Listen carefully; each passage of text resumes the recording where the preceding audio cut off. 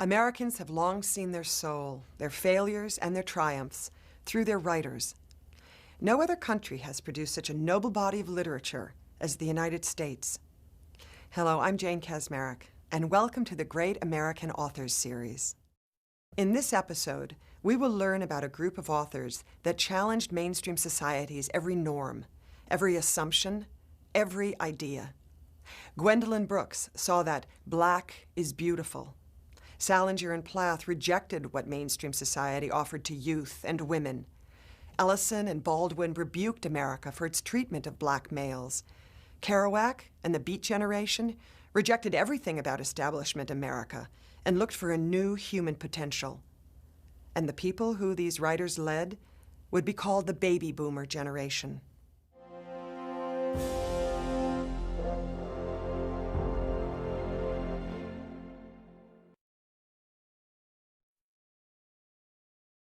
No two Americans shaped America more in the second half of the 20th century than J.D. Salinger and Sylvia Plath.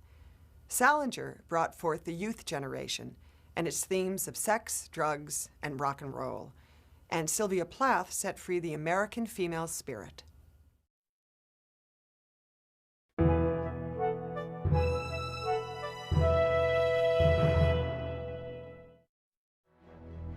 By 1951, the world was changing, entering a new age, the age of the superpower, the age of the atomic bomb and the Cold War. America was changing too, embarking on a new frontier of technology and cultural change. A person could fly from New York to Los Angeles in less than a day. David Sarnoff and William Paley brought television into millions of homes. Alan Freed introduced the country to rock and roll.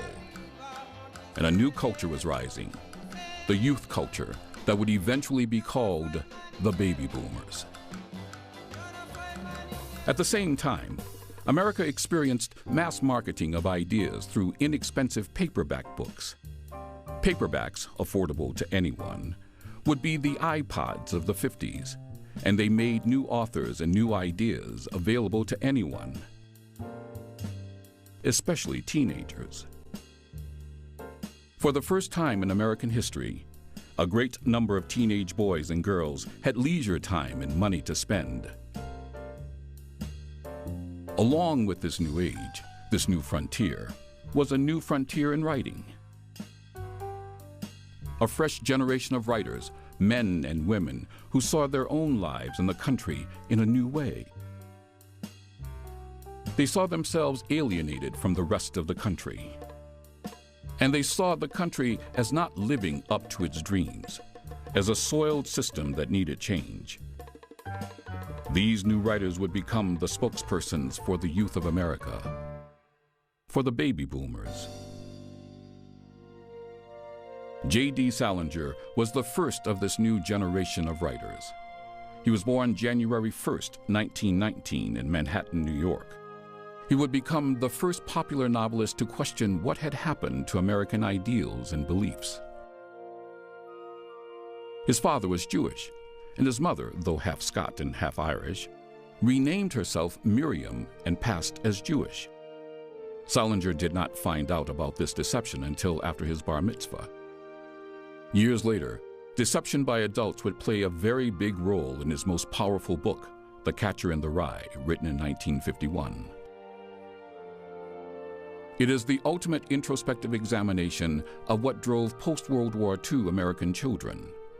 Indeed, nothing in literature before this novel had ever exposed the problems American youths faced growing up. And it is through his groundbreaking and unconventional character, Holden Caulfield, that Salinger skillfully and humorously captured teenage gestures, speech, and angst. The Catcher in the Rye's plot is quite simple. The hero and narrator, 16-year-old prep school student Holden Caulfield, is expelled at Christmas from Pensy Prep for failing grades. He drifts through New York City for 2 days before ending up at a psychiatrist's office, emotionally exhausted and suffering a nervous breakdown. Caulfield's adventures mirrored the difficult road the post-World War II generation of American teenagers faced as they moved into adulthood. An adulthood filled with phoniness and hypocrisy. In the story, Confused and Disillusioned, Caulfield put the dilemma this way. I keep picturing all these little kids playing some game in this big field of rye. If they're running and they don't look where they're going, I have to come out from somewhere and catch them. That's all I'd do all day. I'd just be the catcher in the rye and all. I know, it's crazy. No author had ever written for young people like this before. No author had ever captured what it meant to grow up in an America ruled by people who did not understand you.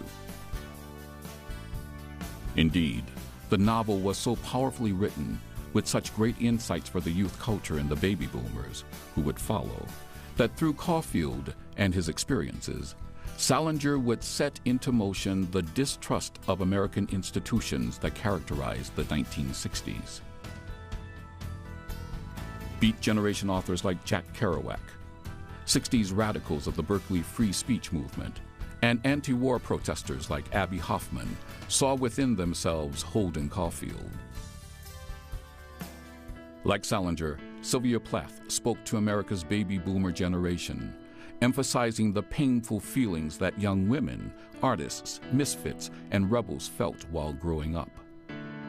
And like Salinger, Plath would be a harbinger for the baby boomer era. Plath was born in Boston on October 27, 1932. When she was a young girl, her father died, and her mother had to work very hard to support the family.